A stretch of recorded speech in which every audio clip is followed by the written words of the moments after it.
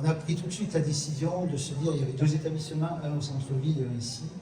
On a pris la décision d'arrêter le centre-ville à terme, même si au tout début on ne pouvait pas, puisqu'on ne pouvait pas le restructurer d'un point de vue sécurité. Et donc dans notre tête, on s'est dit, on va tout ramener sur Saint-Félix, ici même. Donc une première étape a eu lieu en 2013-2014, où nous avons restructuré l'établissement primaire. La commission de sécurité nous donnait avis négatif sur avis négatif. Donc on a restructuré un investissement important de 2,5 millions d'euros qu'on a refait entre 2013-2014, qui a permis aux 300 et quelques enfants, 350 aujourd'hui enfants du primaire, de pouvoir avoir des conditions normales pour les accueillir. Deuxième étape, 2017-2018, où on a réalisé la crèche. Ça a été compliqué, M. le maire de Beaucaire pourrait le dire, puisqu'il a fallu casser la colline pour construire en zone non inondable. Et on a ainsi pu ouvrir une crèche qui aujourd'hui a fait plus de 120 enfants inscrits, 60 berceaux, et donc une structure de restauration. Et puis, la troisième étape, celle que nous venons de vivre depuis 2 ans, c'est-à-dire la restructuration complète de ces locaux. Un chantier colossal, et je me permets de m'arrêter 2 minutes pour vous le présenter plutôt en vidéo, ça ira plus vite que si je vous en parlais.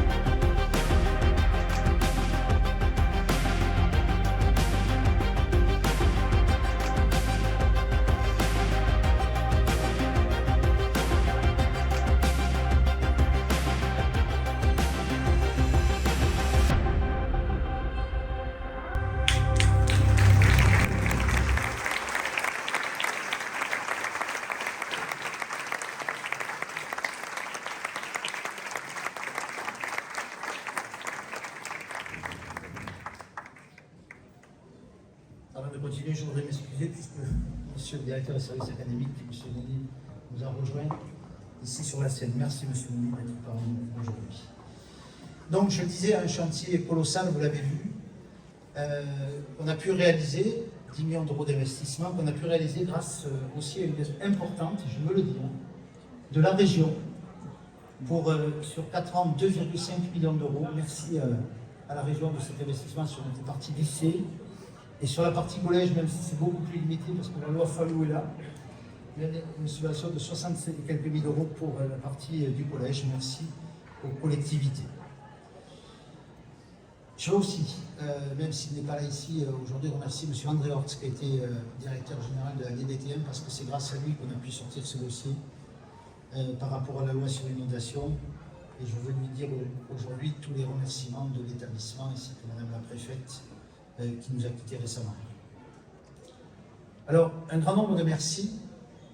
Tout d'abord, donc à la congrégation, je vous dis, merci de nous avoir aidés, suivis, à l'organisme de gestion. Vous vous doutez que quand on est président d'OGEC ou quand on est membre de l'OGEC et qu'on gère de telles sommes, eh bien c'est des responsabilités qu'il faut assurer. Et Philippe Tessier, président de l'OGEC, a assuré toutes les réunions de chantier depuis 10 ans sur ce site. Je voudrais donc qu'on l'applaudisse et le remercie.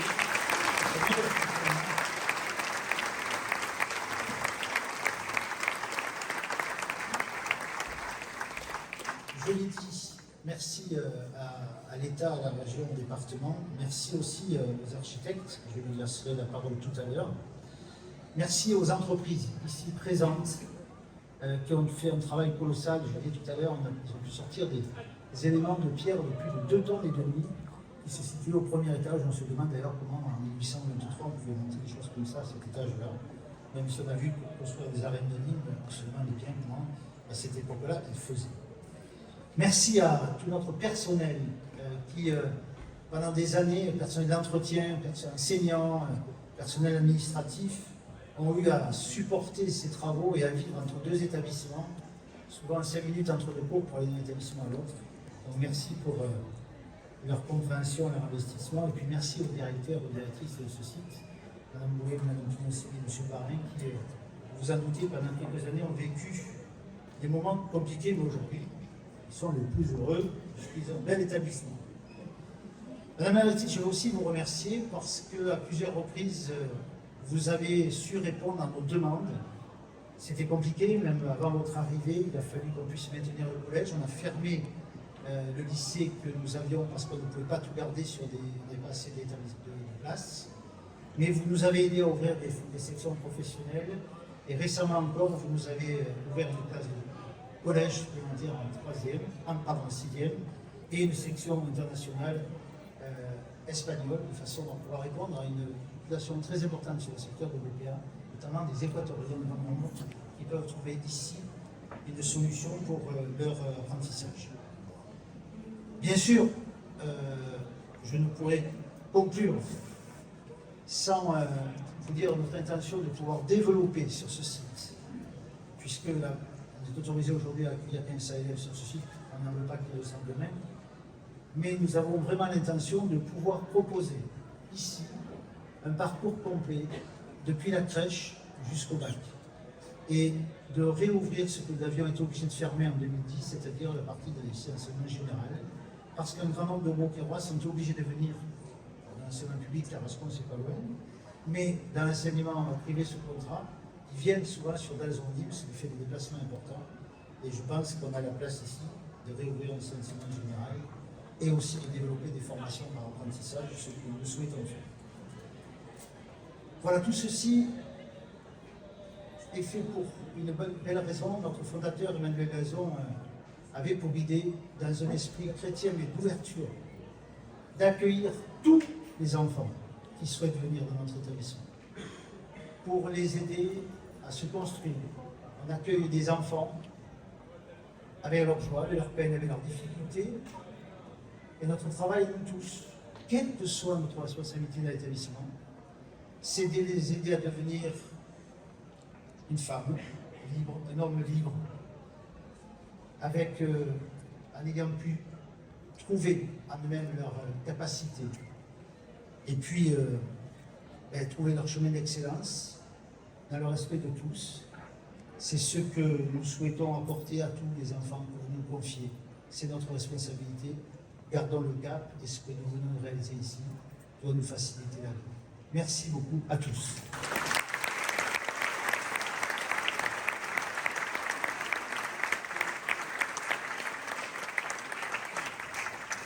Monsieur Gilles Cusi du cabinet Cusi Maraval et Madame Champetit.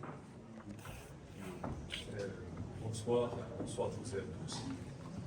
Il n'est pas forcément logique que ce soit moi qui m'exprime, parce que je suis du cabinet, parmi les architectes qui ont travaillé sur ce dossier, celui qui peut-être, en tout cas sur cette dernière tranche, a été moins présent. Mais ce matin, Michel Maraval, qui s'en est occupé, m'a dit c'est toi qui vas parler. Donc je parle. Il y a ceux qui travaillent et ceux qui parlent. Ce que je voulais vous dire, c'est en quelques mots, parce que je n'ai rien préparé de particulier, mais quand j'ai vu les images, là, je me suis dit, on voit beaucoup de monde qui passe sur ces images, ce chantier qui se transforme, on ne voit pas les architectes. C'est normal parce que nous ne sommes qu'une toute petite fraction de la communauté de ceux qui construisent et qui transforment les bâtiments. Et je voudrais vraiment aujourd'hui saluer tous ceux qui participent à cette construction avec nous. Alors il y a les architectes, il y a Oriane d'ailleurs, qui est là, et les collaborateurs du cabinet, mais il y a aussi des ingénieurs, il y a aussi des gens qui font du contrôle, il y a aussi tous ceux qui, à la mairie peut-être, dans les services d'urbanisme, à la DDTM, Yvan Lachaud l'a rappelé, tous ceux qui travaillent dans le même sens et qui permettent que les projets se construisent, s'adaptent, se transforment. Il y a aussi, bien entendu, les entreprises. Et je voudrais particulièrement les saluer ce soir. Sans elles, tous les gens que vous avez vus ces images, ce seront des ouvriers. Et sans ces ouvriers, il n'y a pas de construction. Ici, il y a, je trouve, un très beau bâtiment pour lequel nous n'avons qu'une responsabilité mineure, parce que finalement, le bâtiment, il était déjà là. Nous n'avons eu la charge que de l'adapter à un usage contemporain, peut-être de révéler la qualité de cette architecture extraordinaire. Je ne sais pas si dans l'architecture que nous avons faite ces 40 dernières années avec Michel Maraval, nous avons fait, dans les architectures neuves, de bâtiments plus beaux que celui-là, je ne crois pas. Et donc voilà, merci aux entrepreneurs. Il y en a un auquel je pense particulièrement, c'est le maçon, c'est Alain Mirales, parce que tout ce que vous voyez là, les pierres, les enduits, toute cette nouvelle vie qui est donnée au bâtiment, son entreprise porte une responsabilité particulière. Je dis un dernier mot. Je crois que ce qui caractérise l'Institut, vous savez, ça fait 35 ans que nous travaillons avec l'Institut Emmanuel Dalzon. Et sur aucun des projets que nous avons fait avec eux, il n'y a pas à l'origine des bâtiments qui existent. Il y a toujours dans les travaux que nous ont confiés l'Institut Dalzon des bâtiments existants qui sont à réparer, qui sont à transformer. Le travail d'un architecte, ce n'est pas toujours construire, c'est aussi beaucoup penser au patrimoine, réparer des situations qui sont des situations compliquées, des bâtiments usés. Et moi, je salue l'Institut Dalzon pour cette permanence, à travers ces 35 ans, d'un travail sur l'existant, sur ce qui est déjà là. Et je pense que, en tout cas pour nous architectes, c'est un enjeu extrêmement important pour les temps qui vont venir. Merci.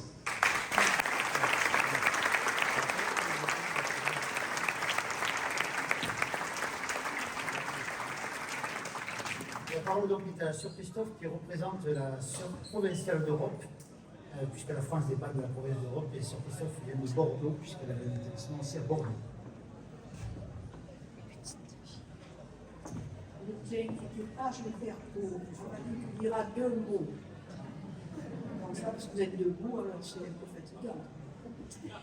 Donc, mesdames, messieurs, je fais une petite mention pour les anciens élèves qui étaient là en 39-45, j'en ai rencontré.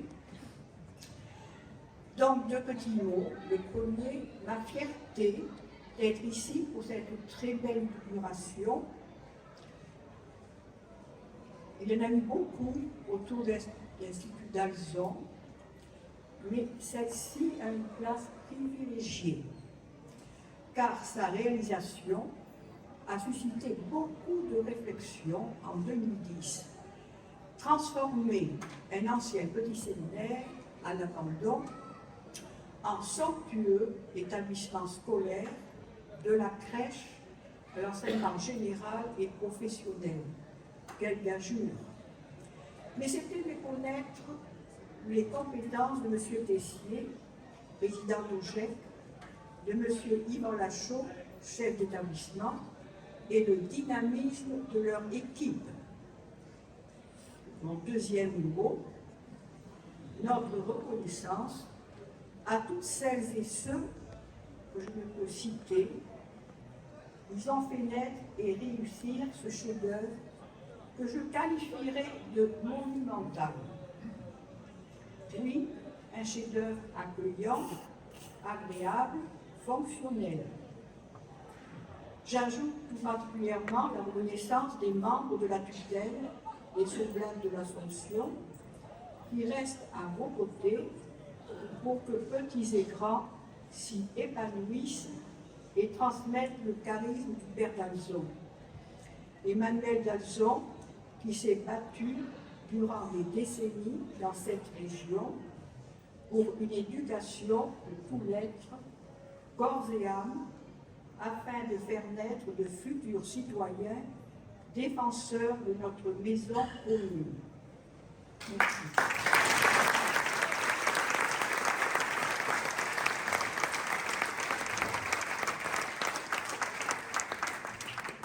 Pour le Monseigneur Nicolas Bouvet, évêque de Lille.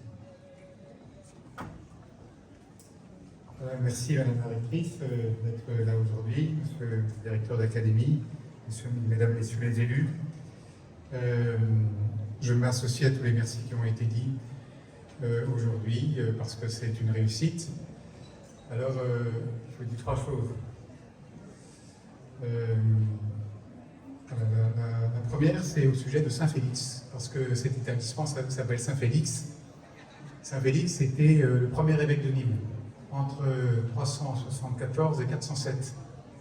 C'était un homme qui venait de Trèves, parce qu'à l'époque, Trèves était ville impériale. Et on s'est rendu compte qu'il y avait une petite communauté chrétienne à Nîmes, et on a envoyé un prêtre de Trèves pour être évêque de Nîmes. Et c'est sous son patronage qu'on a mis donc le petit séminaire il y a 200 ans, en se disant, c'est les futurs prêtres qui vont être formés ici, on va les mettre sous le patronage, prière, du premier évêque de Nîmes, qui a été finalement martyrisé voilà, donc, au début du 5e siècle. Ça nous fait, si vous voulez, je trouve que du coup cet établissement il a une vocation parce que petit séminaire, il accueillait des jeunes qui avaient un désir de donner leur vie, qui avaient un désir d'être prêtres. Alors ensuite il fallait, vous voyez, le discerner, ce désir. Ils ne devenaient pas tous prêtres, mais ils avaient dit leur désir de faire quelque chose de leur vie.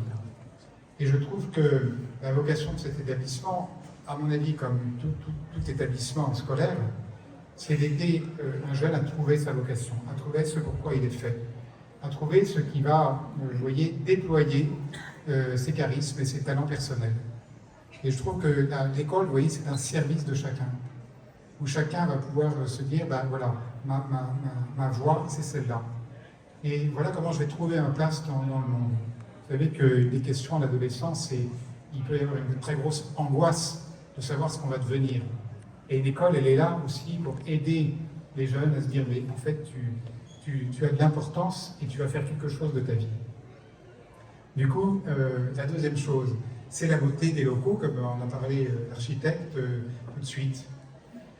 Je crois qu'un jeune, lorsqu'il arrive ici et qu'il voit ces locaux, ces bâtiments, il se dit ah, on a construit ça pour moi. Et non seulement on a construit ça pour moi, ça veut dire que j'ai de l'importance, mais on met ce bâtiment entre mes mains. Vous savez, Emmanuel d'Alzon disait, il ne suffit pas d'enseigner, il faut aussi élever. Et là, je crois aussi que la vocation d'une école, d'un établissement scolaire, c'est d'élever, c'est-à-dire d'aller plus loin et plus haut. C'est-à-dire de dire à un élève, oui, tu peux faire quelque chose de ta vie et nous, on va t'y aider. Mais ce qui élève l'âme, ce qui élève l'esprit, c'est pas seulement le fait l'enseignement, ce qu'on peut lui apporter comme savoir, mais c'est aussi par la beauté qu'on élève l'âme.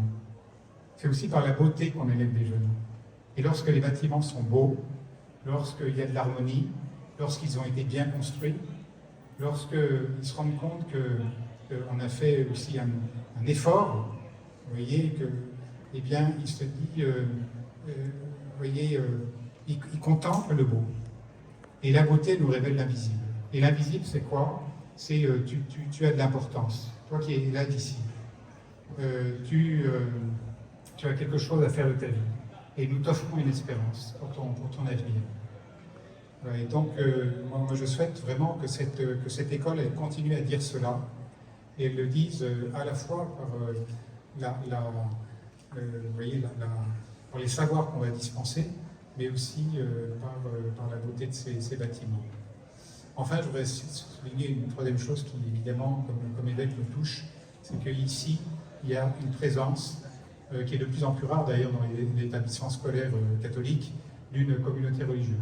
3 petites sœurs qui vont dire, par leur présence, évidemment, leur vie consacrée à Dieu, leur vie commune, dans la pauvreté, dans l'obéissance, dans le célibat assumé, et elles vont être témoins auprès de ces élèves d'une vie donnée pour le service des autres. Et je crois que c'est une immense richesse. Évidemment, si vous voulez, sur l'organigramme, si on peut dire, elles ne servent à rien. C'est-à-dire que si elles n'étaient pas là, on ferait peut-être la même chose, on ouvrirait nos classes, on aurait toujours des réunions de professeurs, il y aurait toujours des parents qui nous déconfieraient. Mais leur présence gratuite, elles disent, elles sont là aussi pour élever et pour faire regarder vers le ciel. Ce qui est beau aussi, c'est que ces sœurs, elles viennent du Vietnam, de l'Ouganda et du Congo. C'est-à-dire le lieu où la communauté de l'Assomption est présente dans le monde. Elles disent donc une sorte d'ouverture, évidemment à l'Église universelle, mais aussi tout simplement au monde entier.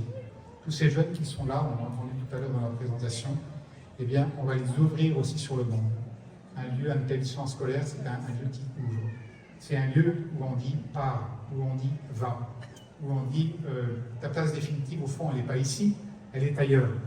Voilà. Alors, moi, je remercie pour tout ce qui, Yvan Lachaud en particulier, mais pour toutes les équipes, pour tout ce qui a été fait depuis 10 ans, pour cette tutelle de l'établissement qui est reprise, mais aussi pour tout ce qui va se faire de grand et de beau dans les années à venir. Merci.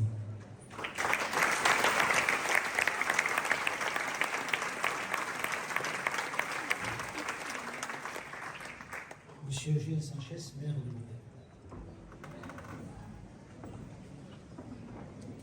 Bien, bonsoir à tous. Je salue bien sûr Madame la rectrice et l'ensemble des personnes qui se trouvent derrière moi. Nous sommes nombreux à prendre la parole, donc je ne vous permettrai de ne pas citer tout le monde, mais je vous salue bien évidemment. Alors ce soir, je suis un maire heureux évidemment, parce que c'est vrai que chaque fois qu'Yvan Lachaud pousse la porte de mon bureau, généralement c'est pour un projet. Et c'est toujours pour des projets positifs. Donc je suis assez content quand il vient me voir. Donc c'est vrai que ces projets, on les a suivis depuis pas mal d'années, parce qu'il y a eu d'abord évidemment les travaux qui ont été faits il y a quelques années. Ensuite, on a eu la crèche. La crèche, d'abord 45 berceaux, puis 60 qui ont été autorisés, et on en est ravis parce que ça a doublé les capacités et les berceaux sur Beaucaire, en plus des 60 berceaux qui existent dans la crèche municipale. Et puis là, c'est, si je puis dire, le clou du spectacle. Et quel spectacle! Parce que ces lieux sont magnifiques, et je crois qu'il était important de redonner vie à ces bâtiments, de ramener la vie. Parce que quand il y a des projets positifs, et nous avons beaucoup d'enfants à Beaucaire, beaucoup de jeunes, il est important qu'ils soient tous dans de bonnes conditions. Alors je voudrais remercier à nouveau Yvan Lachaud, à qui nous avons remis la médaille de la ville d'ailleurs, parce que je crois qu'il est important de reconnaître les mérites de chacun et le travail de chacun. Je salue bien évidemment M. Tessier également et M. Durand, qui eux aussi ont beaucoup œuvré en amont pour que ce site ne meure pas et que ce site perdure. C'est important. Je remercie tous les protagonistes évidemment qui ont été cités tout à l'heure. En tant que maire, vous me permettrez de remercier bien sûr le service urbanisme de la commune qui a beaucoup travaillé sur l'instruction des permis de construire. Comme vous l'avez expliqué Yvan Lachaud, ça a été très compliqué avec parfois les services de l'État, avec le risque d'inondation. On a eu beaucoup d'opposants aussi, y compris au conseil municipal, mais on a soutenu le projet et je salue mon adjoint à l'urbanisme, Gilles Donada, qui a beaucoup travaillé sur le dossier, mon ancien directeur de cabinet, Yoann Gillet, également. Ici, on est dans un merveilleux site naturel. On a presque envie d'amener son bureau ici parce qu'on est vraiment très très bien au bord du Rhône, avec la nature. Et je crois que c'est des conditions idéales pour que les jeunes puissent apprendre et pour qu'ils puissent apprendre en paix, à la fois en paix intérieure, mais en paix aussi avec leur environnement. Le rayonnement d'une ville, il se mesure aussi à ça, au fait qu'il y ait une offre importante. Nous avons une offre publique à Beaucaire. Il est important aussi dans une commune qui est quand même la 4e ville du département du Gard, d'avoir une offre privée. Et je crois qu'aujourd'hui, on peut être fier de l'offre privée qui est présentée aux petits Beaucairois. Et au-delà, puisque je parlais de rayonnement, mais je salue monsieur le maire de Valbrègue, l'adjointe au maire de Jean-Pierre Saint-Vincent, la conseillère départementale, qui montre qu'évidemment ce site il rayonne bien au-delà de Beaucaire et que beaucoup viennent ici parce que non seulement c'est un beau site refait à neuf, tout est moderne, tout est formidable, mais dans un site qui a du caractère, qui a une histoire. Je terminerai en disant que je suis attaché évidemment à ce que le public aussi ait des conditions de qualité. Nous inaugurerons aussi, au hasard du mois de septembre et du calendrier, le 21 septembre, l'école Garrigue-Plane, qui passe de 200 élèves à 375 élèves en capacité. Ça, c'est important aussi d'avoir des écoles publiques de qualité. Je sais que Madame la rectrice y est bien évidemment attachée, comme je pense que nous serons tous attachés à ce que dans les années à venir, nous ayons aussi un lycée d'enseignement public général. Il est important, je crois, dans la 4e ville du Gard, de pouvoir avoir cela dans les années à venir. Voilà, c'est l'ambition que nous avons ici. Merci encore, Monsieur Lachaud, pour tout le travail. Merci à tous et bravo.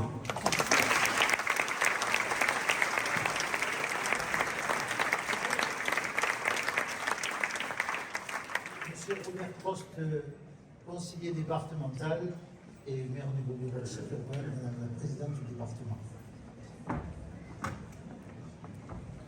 Madame la rectrice, vous saluez toutes et tous en vos grades et qualités. Vous saluez toutes et tous ici présents ce soir et vous dire à quel point, en tant que conseiller départemental, mais aussi maire du Beauvais, ces villes sont liées, bien sûr, dans ce département. Ravi d'abord d'être devant vous et d'avoir été désigné pour représenter la présidente du conseil départemental, Françoise Laurent-Périgaud, et bien sûr, comme vous l'avez dit, comme tu l'as dit, Yvan, souligner la participation dans le cadre fixé au plan de financement de l'établissement du conseil départemental. Je suis ravi également parce que, avec l'Institut d'Alzon, j'ai de bons souvenirs. Et je veux me rappeler devant vous de l'inauguration du Collège du Beauvais. C'était en 2015, cet établissement. Et donc, c'est pour moi une collaboration régulière avec l'Institut d'Alzon. Et oui, je suis de ceux qui pensent que l'offre du parcours éducatif repose à la fois sur une offre publique de qualité et une offre privée de qualité. J'étais particulièrement attentif dans la visite qui nous a été offerte de faire à ces formations sur les métiers d'aide à la personne, notamment ceux de la petite enfance et de l'accompagnement des personnes âgées, dépendantes et du handicap. Nous avons besoin de ces formations car nous sommes en difficulté, vous les maires et les collègues le savent, sur le recrutement, notamment sur la petite enfance et aussi dans les EHPAD. Et ces métiers se doivent d'être valorisés. Je vous remercie de l'attention que vous m'avez accordée et le conseil départemental sera bien sûr toujours présent pour l'accompagnement de la vie des Gardoises et des Gardois depuis la petite enfance jusqu'au grand âge. Je vous remercie.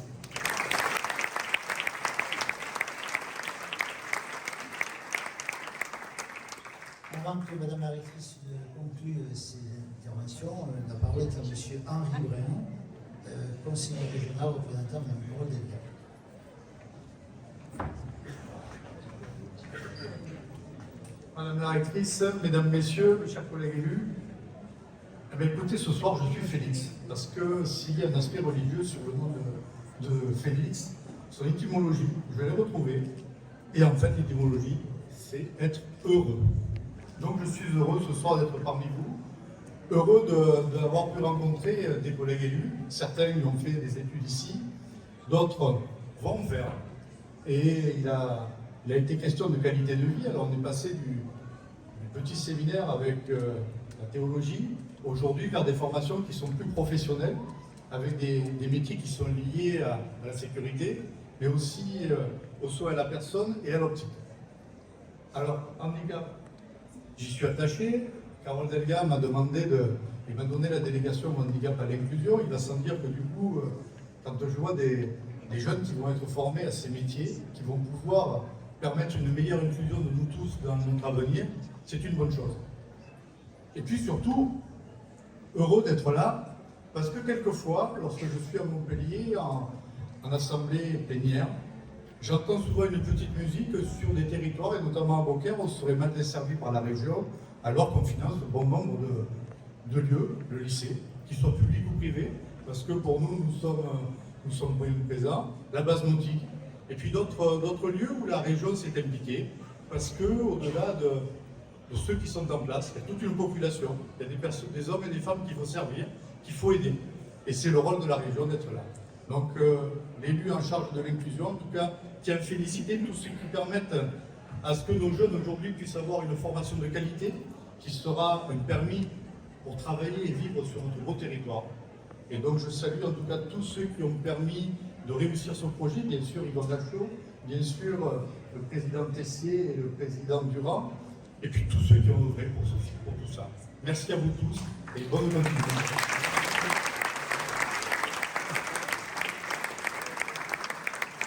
Juste avant, Madame la rectrice, une vidéo qui présente nos objectifs.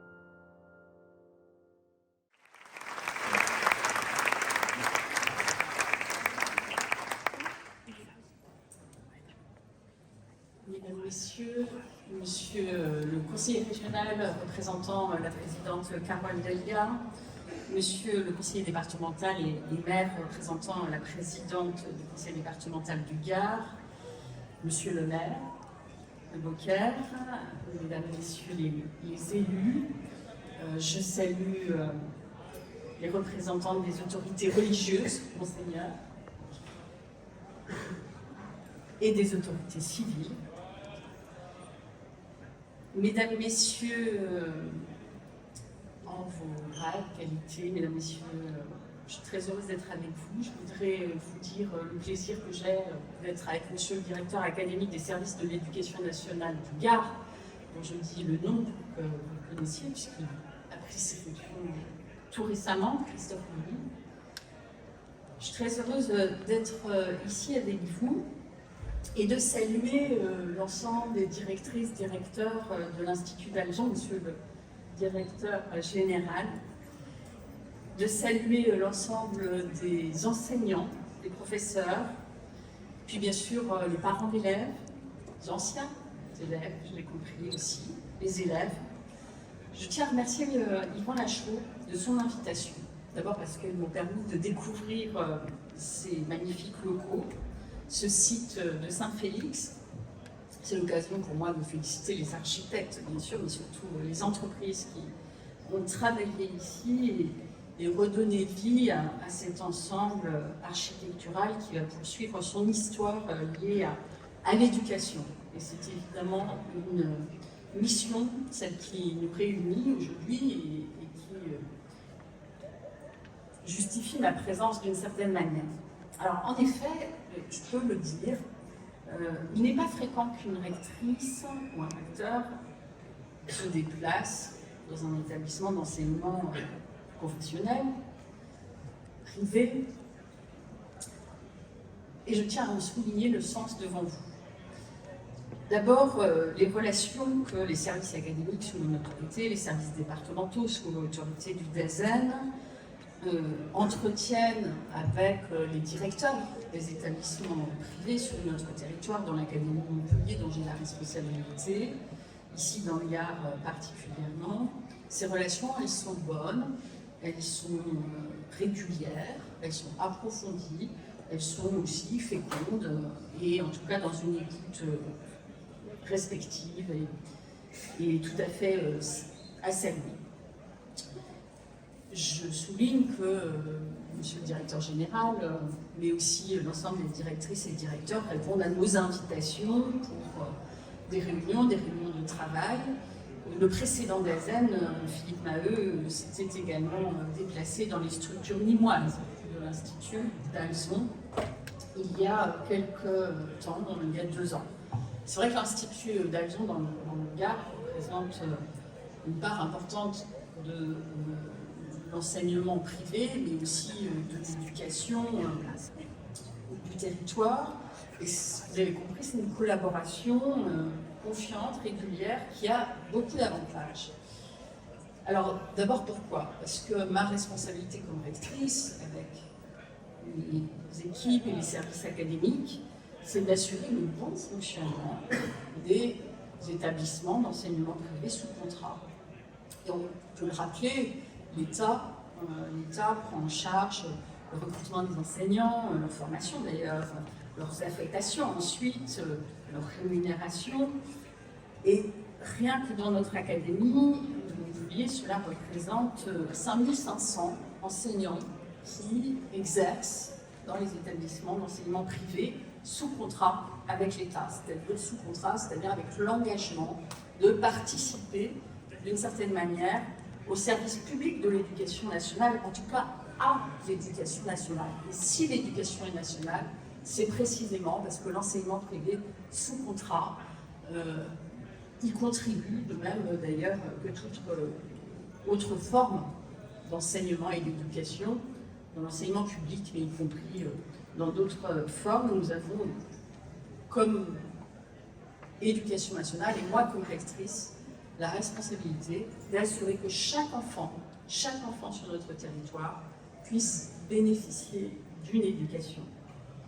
Alors la deuxième raison qui fait que cette collaboration, confiance et régulière a beaucoup de sens, évidemment, c'est pour les élèves.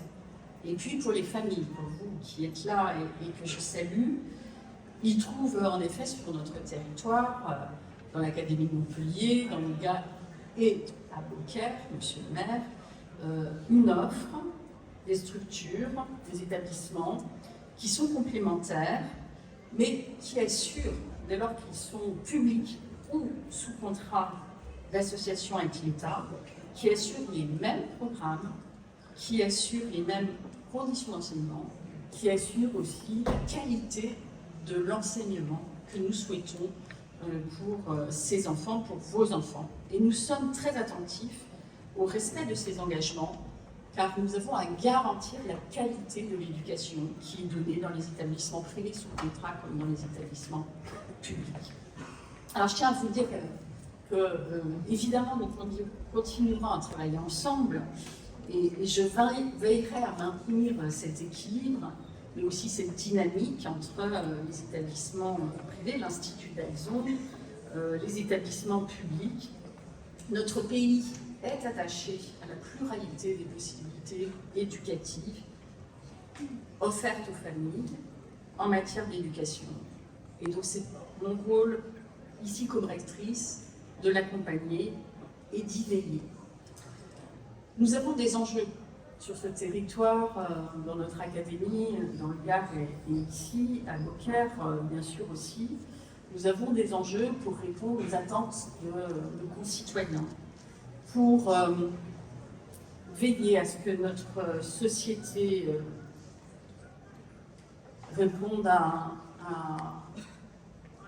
une forme de cohésion, accueille tous les enfants, assure une forme de mixité sociale, mais aussi mixité scolaire. Et l'Institut d'Alzon joue pleinement son rôle. Il prend sa part pour participer à cette mixité, par exemple en accueillant des élèves allophones qui sont des primo-arrivants, ce qui a motivé l'installation de la section internationale, vous l'avez évoqué tout à l'heure. Prend sa part aussi, et nous en avons parlé tout à l'heure avec les directeurs des établissements, dans l'accueil des élèves en situation de handicap ou à besoins particuliers. Et l'éducation nationale, l'Académie de Montpellier et la DSDEN du Gard accompagnent cela aussi par des moyens qui sont donnés à l'Institut d'Alzon et à ses établissements. Et c'est au titre de cet engagement de l'Institut d'Alzon que j'ai souhaité, et nous avons souhaité avec le précédent DAZEN, accompagner l'Institut d'Alzon avec un contrat local d'accompagnement. C'est une forme d'accompagnement qui ne répond pas à ceux de l'éducation prioritaire dans l'enseignement public, mais qui nous a permis, de manière assez exceptionnelle, dans l'Académie de Montpellier c'est certain, mais même au plan national, qui nous a permis d'inclure les établissements de l'Institut d'Alzon dans un accompagnement pédagogique et financier particulier à hauteur d'un peu plus de 50 000 €, peu importe les chiffres. C'est surtout le sens qui est à souligner ici, c'est reconnaître la place de l'Institut d'Alzon pour assurer un enseignement de qualité, mais de manière ouverte à la mixité, à la fois sociale et scolaire. Alors nous poursuivrons nos discussions dans cet esprit pour assurer plus de cohésion sociale finalement dans notre pays. C'est par l'école, à l'école, qu'il faut commencer de le faire. Et vous serez tout naturellement, et je sais pouvoir compter sur vous, associés à nos travaux à ce sujet. Alors en cette rentrée, parce que c'est aussi la rentrée, cette période, c'est important de dire que nous avons des priorités, et vous l'avez bien compris, elles sont portées tant dans l'enseignement privé que l'enseignement public. D'abord, c'est la réussite de nos élèves, et pour cela, il faut nous assurer qu'ils maîtrisent les savoirs fondamentaux. Évidemment, en français, en mathématiques, mais aussi par d'autres disciplines d'enseignement. Beaucoup d'efforts ont été faits dans le premier degré, il faudra prolonger ces efforts. Cette année, nous en ferons particulièrement avec la nouvelle classe de 6e, qui permettra d'offrir à chaque élève de 6e une heure d'approfondissement ou de soutien en français et en mathématiques, qui permettra aussi aux professeurs, aux enseignants, et voilà, je salue les directrices, directeurs, peut-être des enseignants qui sont ici aujourd'hui, de s'emparer des évaluations nationales, qui permettent de repérer les difficultés des élèves et de les accompagner dans les compétences ou les savoirs qu'ils n'ont pas encore maîtrisés. Nous aurons aussi en cette rentrée à informer mieux et plus tôt les élèves des perspectives qui s'offrent à eux, bien sûr dans l'ensemble des formations qui existent, mais surtout en matière de débouchés professionnels, et susciter plus d'ambition des élèves, leur donner l'occasion de découvrir plus de métiers. En fait, vous savez, on pense qu'un élève en sortant de 3e, il connaît 10 métiers. Nous avons l'objectif de multiplier ce chiffre par 5 et qu'ils connaissent 50 métiers demain. Alors je sais là aussi pouvoir compter sur l'engagement des équipes ici, par exemple du lycée professionnel, ou du CFA, ou des entreprises partenaires, pour venir rencontrer les élèves collégiens tout au long de leur parcours à venir, et leur faire découvrir ces métiers. Et puis enfin, pour que ces jeunes élèves deviennent non seulement des professionnels épanouis, il faut les accompagner tout au long de leur parcours, mais ils doivent aussi devenir des citoyens, et des citoyens éclairés notamment par l'éducation artistique et culturelle, par tout ce que nous faisons en matière d'éducation à la citoyenneté.